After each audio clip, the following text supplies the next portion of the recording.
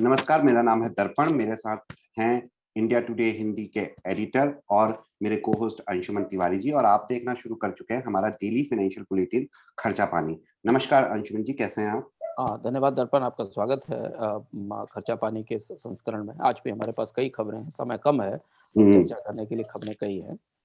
अंशुमन जी, जरा एक थ्रोबैक का एक कॉन्सेप्ट होता है। कल हमने हेज फंड के रिगार्डिंग और पेट्रोल डीजल के दामों के बढ़ने के रिगार्डिंग एक बात की थी। उसमें फिर से लगातार खबरें आ रही हैं। तो लगता है कि भारत में पेट्रोल डीजल के दाम लगातार बढ़ते रहेंगे, तो क्या सरकार को टैक्सेस वगैरह कम करने होंगे या कैसे होगा? जरा अगर हम नई स्टोरीज पर बात करने से पहले कल का रिकॉल करें तो। दर्पण, खर्चा पानी में लगातार हम इस बात का संकेत भी देते जा रहे हैं और बताते जा रहे हैं कि भारतीय बाजार में पेट्रोल डीजल की कीमतें लगातार बढ़ती रहेंगी रहेंगी और इसकी वजह भारत में भारी टैक्सेशन भी है और अंतर्राष्ट्रीय बाजार में कच्चे तेल की कीमतों में बढ़ोतरी भी। और ये रुख लगातार सेकुलरली बना हुआ है। आज जब सुबह लोग सोकर उठे तो जिस खबर ने उनको चुभी होगी या जिसने उनका स्वागत किया होगा वो ये था कि भारत में 35 पैसे प्रति लीटर के हिसाब से पेट्रोल और डीजल की कीमतों में बढ़ोतरी हो गई और दिल्ली में हम्म। 87 रुपए से ऊपर पेट्रोल की कीमत पहुंच गई। ये लगातार पिछले हफ्ते में दूसरी बढ़ोतरी है। इस बात का संकेत दिया था कि अंतर्राष्ट्रीय बाजार में कच्चे तेल की कीमतों में एक बढ़ोतरी का रुख बन रहा है। कल आज के बाजार में कच्चे तेल की कीमत 13 महीने के सर्वोच्च स्तर पर है अंतर्राष्ट्रीय बाजार में। हम्म। जैसे-जैसे अर्थव्यवस्था में रिवाइवल शुरू होगा, जैसे इस अर्थव्यवस्था में डिमांड आनी शुरू होगी, क्रूड के प्राइसेस बढ़ते जाएँगे और बाकी एसेट्स खासतौर से सोने की कीमतें गिरना शुरू होंगी। अब ये भारत भी कल भारत आपने बताया था हाँ, कि अब भारत सरकार एक गहरी दुविधा में है, जिसे मैं आज समझना ज़रूरी है। वो दुविधा ये है कि कई शहरों में 90 से ऊपर ₹95 के आसपास पेट्रोल डीजल की कीमत है, जो राज्य के करों के हिसाब से पेट्रोल की कीमत है, जो कि राज्य के करों के हिसाब से निर्धारित होती है। तो क्या भारत में पेट्रोल ₹100 की कीमत तक पहुँच जाएगा? और अगर ये जो ग्रोथ हमको कच्चे तेल की कीमतों में दिखाई दे रही है और जो ट्रैजेक्टरी हमें दिख रही है कि ब्रेंट क्रूड की कीमत आने वाले समय में अगर 2% 3% और बढ़ती है, 4%, हम्म। तो फिर भारत सरकार क्या करेगी? हम्म। वो ₹100 का महँगा रुपए और से ऊपर का पेट्रोल लोगों को खरीदने देगी या फिर वो टैक्सेशन में कमी करेगी? क्योंकि हम तो अभी पेट्रोल डीजल पर एक नया सेस देख चुके हैं, जो सेस सीधे हमारे जीवन पर प्रभावी नहीं हुआ, लेकिन हम्म। उसे कंपनियों से वसूला गया।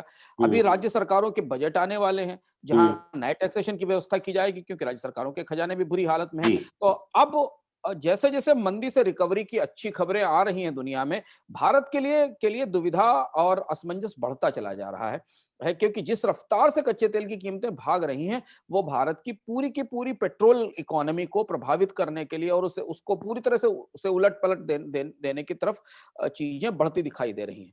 दुविधा ये है कि सरकार अगर टैक्स कम करती है, तो ये साल फिर वित्तीय वर्ष में और बुरी हालत होने वाली है, क्योंकि रेवेन्यूज़ नहीं है, ग्रोथ नहीं है। हम्म। और अगर टैक्स कम नहीं करती है, तो महँगाई जिसे थोड़ा बहुत हमने पिछले 2-3 हफ्तों में दिसंबर के बाद से और जनवरी के कुछ हफ्तों में थोड़ा गिरते देखा है, उसको नई आँच मिलेगी और नई बढ़ोतरी उसमें आएगी।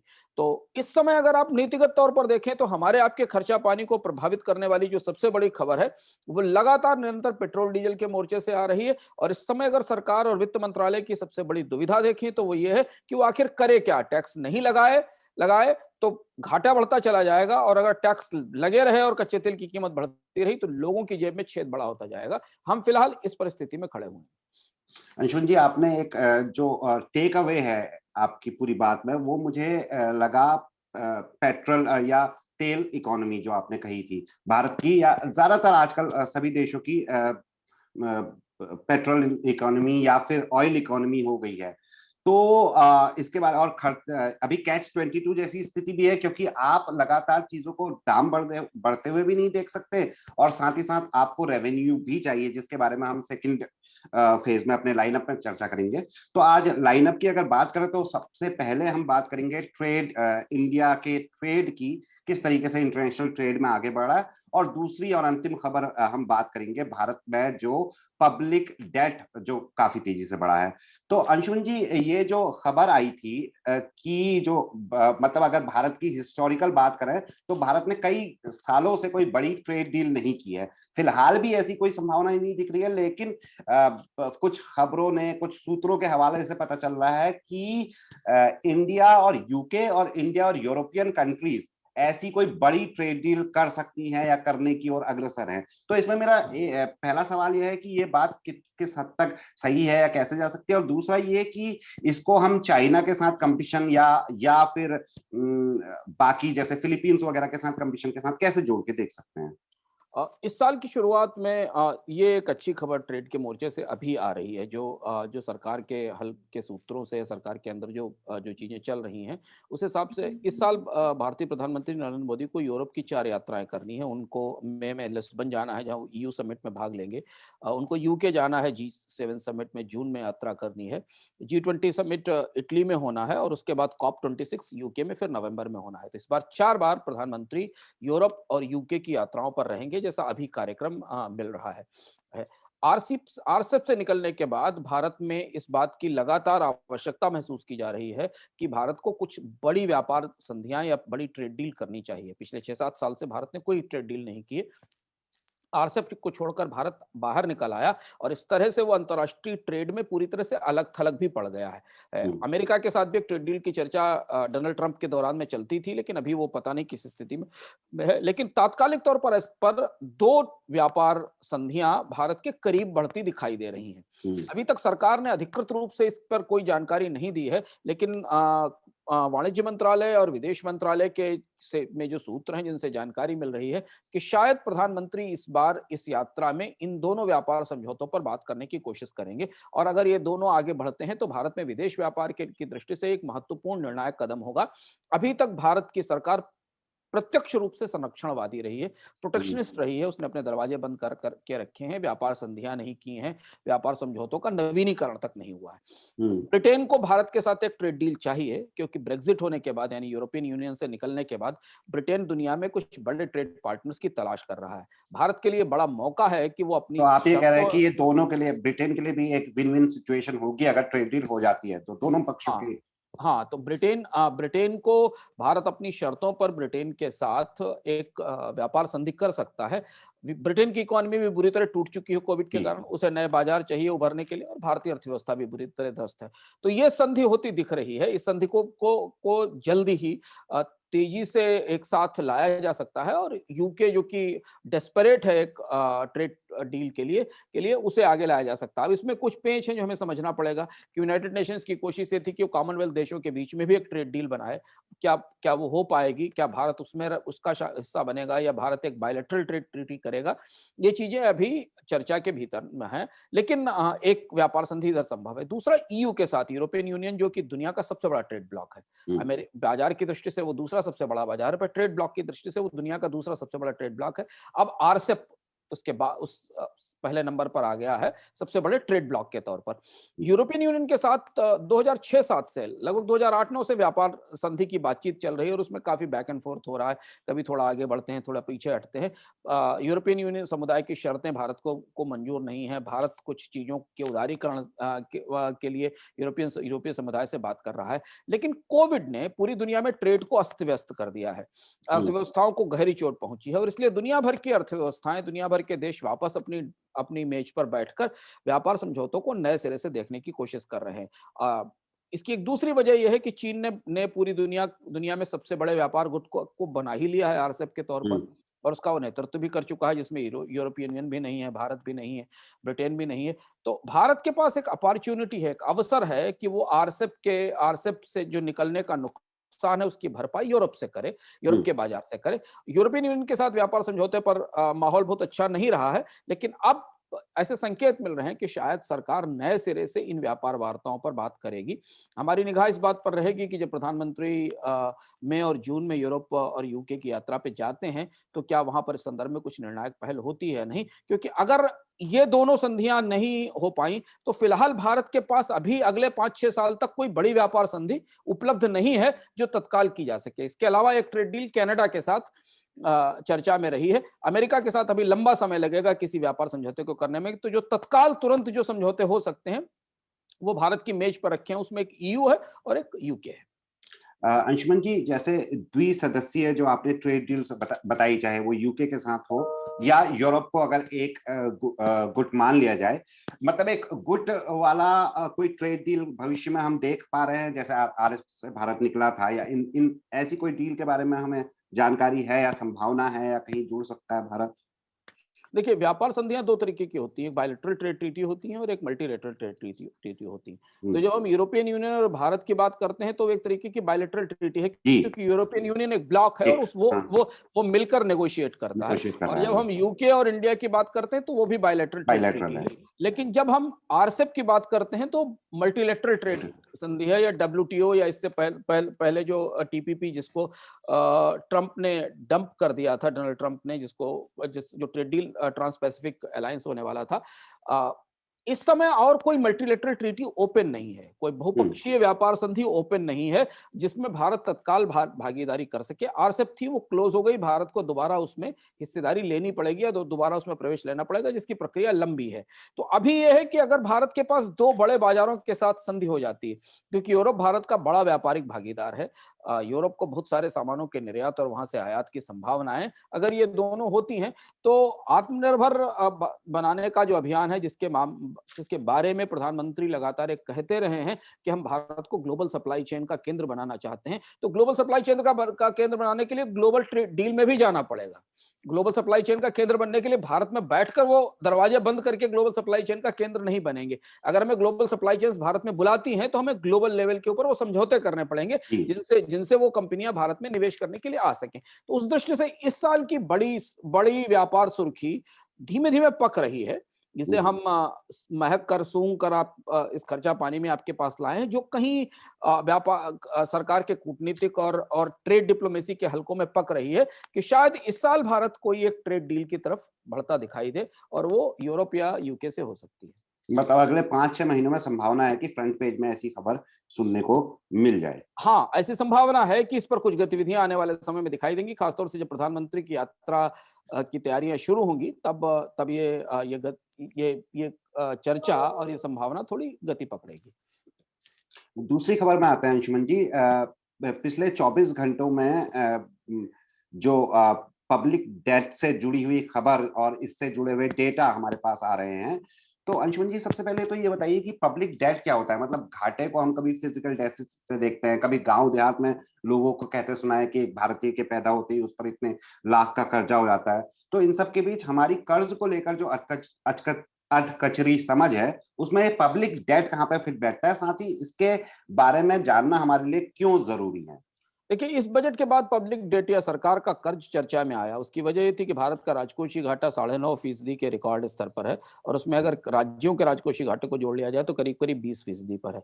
इस साल भारत में डेट टू जीडीपी रेशियो, यानी सरकारों का, टोटल सरकार, केंद्र राज्य सरकारों के कर्ज का प्रतिशत जीडीपी के अनुपात में 80% से ऊपर निकलने की संभावना है। ये दो बड़े आंकड़े थे जिन्होंने पब्लिक डेट को लेकर या सरकार के कर्ज को लेकर नई बहस शुरू की। और जहां एक तरफ इस बात पर दबाव बना कि सरकार को बड़े पैमाने पर खर्च करना चाहिए, ठीक उसी तरीके से बजट के भीतर से कई सारे लाल बल्ब जल रहे थे, अलार्म के, जो ये बता रहे थे कि नहीं, कर्ज का क्या करेंगे हम, कर्ज की स्थिति क्या बनेगी। पब्लिक डेट वो डेट होता है जो सरकारें बाजार से या बैंकों से लेती हैं। वस्तुतः वो हमारी ही बचत होती है, जो बैंकों के जरिए, छोटी बचत स्कीमों के जरिए, बीमा के जरिए सरकार तक पहुंचती है।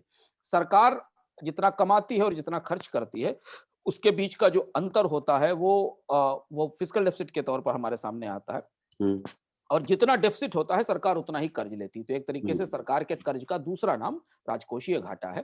तो हम्म, इस साल जैसे 12 लाख करोड़ रुपए का सरकार कर्ज लेने वाली है और राज्य अलग से कर्ज लेंगे। तो हर राज्य में भी इसी तरह से घाटा है, और इसे हम पब्लिक डेट कहते हैं। पब्लिक डेट का में एक हिस्सा उन सरकारी कंपनियों का भी होता है जो बाजार से कर्ज लेती हैं, पर उनकी गारंटी केंद्र सरकार देती है।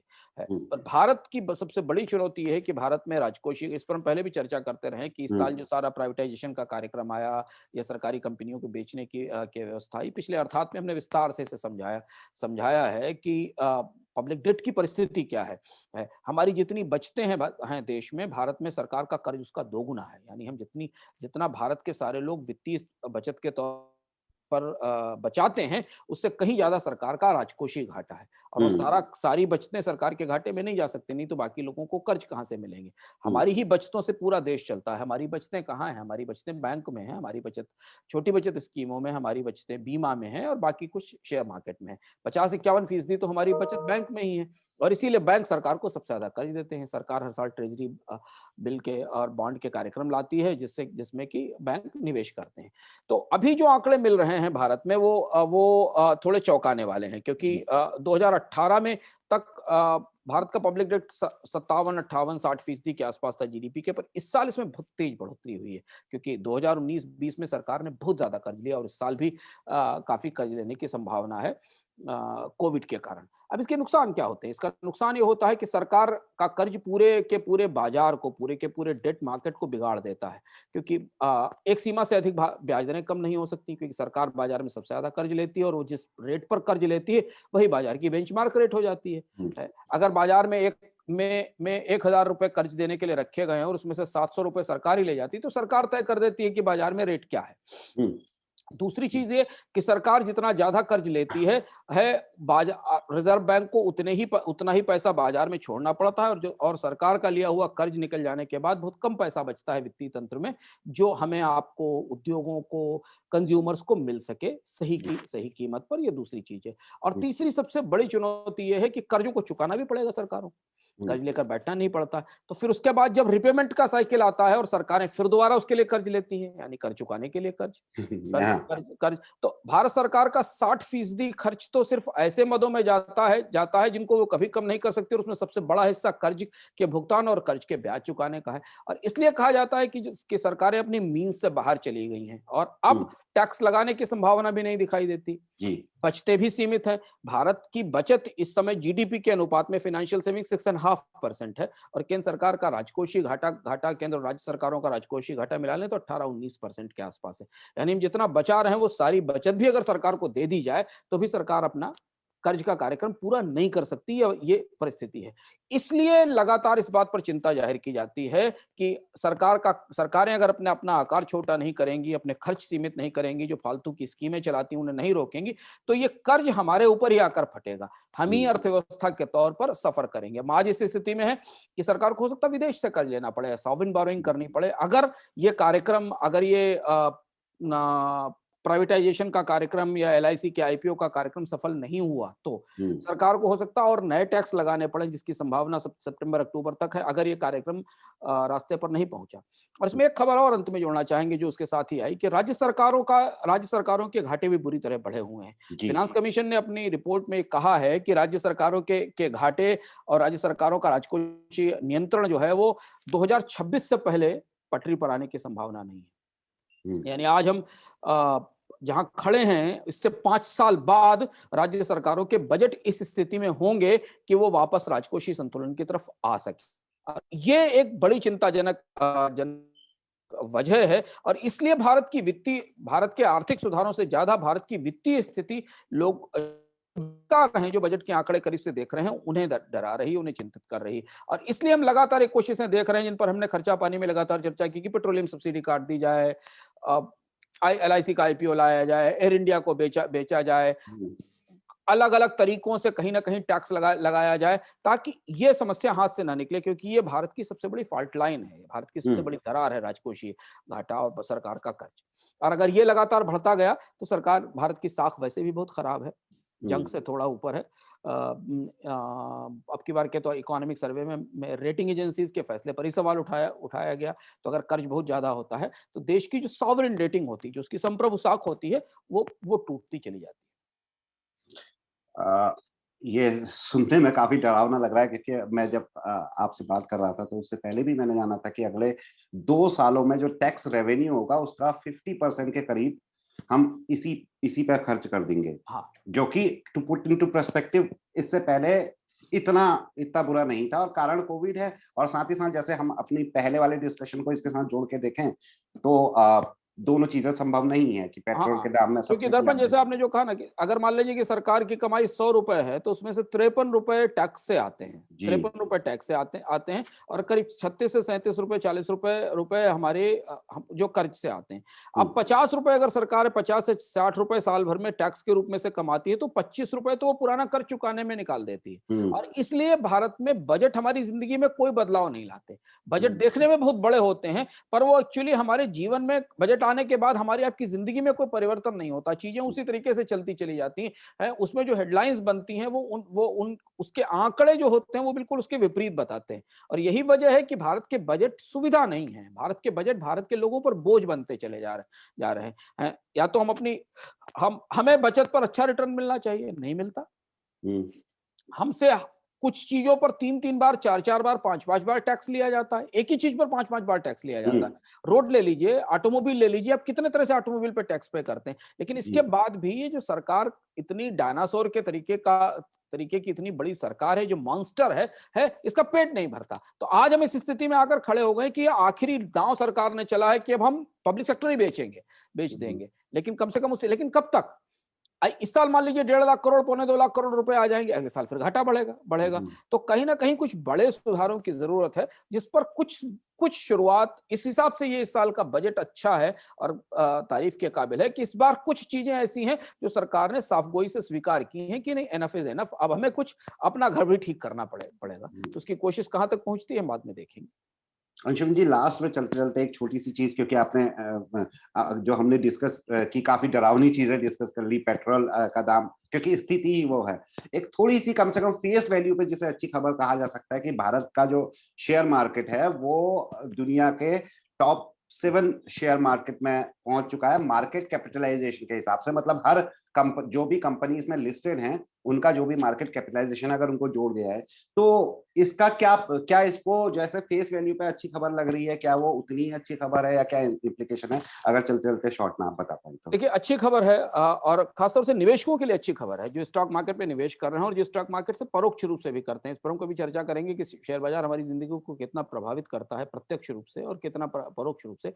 पर जो आंकड़ा है वो ये बताता है कि भारत के शेयर बाजार की मार्केट कैप $2.7 ट्रिलियन हो गई है, यानी 2.37 लाख करोड़ रुपए, जो कि दुनिया का 7वां सबसे बड़ा बाजार है। और भारतीय शेयर बाजार ने, हालांकि उसमें बहुत सारे असंगतियां हैं, बहुत सारे अंतर्विरोध हैं, बहुत सारे रेगुलेटर्स इस तेजी पर सवाल उठा रहे हैं, पर अगर हम उन्हें थोड़े समय के लिए किनारे हटाकर सिर्फ ये तस्वीर देखने की कोशिश करें, तो भयानक मंदी के दौर में भारतीय शेयर बाजारों ने सबसे तेज रिटर्न दिया है। उसकी वजह है भारतीय अर्थव्यवस्था की मजबूती नहीं है, बल्कि विदेश से आ रही पूंजी और सस्ता पैसा है। लेकिन फिर भी शेयर बाजार ने शानदार रिटर्न दिया है और इसका लाभ और इसका फायदा बहुत सारे निवेशकों को, जो प्रत्यक्ष निवेशक हैं उनकी आय बढ़ने के रूप में मिला है, जो परोक्ष निवेशक है यानी जो म्यूचुअल फंड और एसआईपी के तौर पर जा रहे हैं उन्हें भी मिला है।